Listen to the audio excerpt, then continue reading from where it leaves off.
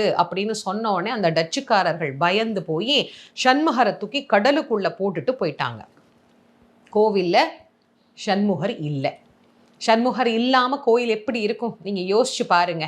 கொள்ளையடிச்சிட்டு போயிட்டாங்க, தேடி பார்க்குறாங்க, என்னென்னவோ செய்கிறாங்க, ஒன்றும் வழியே இல்லை கிடைக்கிறதுக்கு.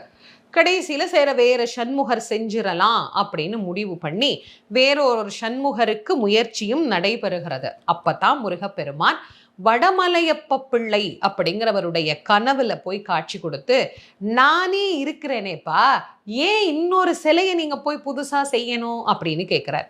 நீயே இருக்கிறியா சுவாமி அப்படின்னா, எங்க இருக்கிற? கடல்ல தான் இருக்கிறேன், என்னை கூட்டிட்டு போ அப்படிங்கிற. கடல்ல நான் எங்கன்னு தேடுவேன் அப்படின்னு கேட்கிறார். சமுத்திரத்துல எங்க போய் தேடுறது? அப்போ முருகப்பெருமானே அடையாளம் சொல்லுகிறார். எந்த இடத்துல நான் இருக்கிறேனோ அந்த இடத்துல எலுமிச்சம் பழம் மிதக்கும், மேலே கருடன்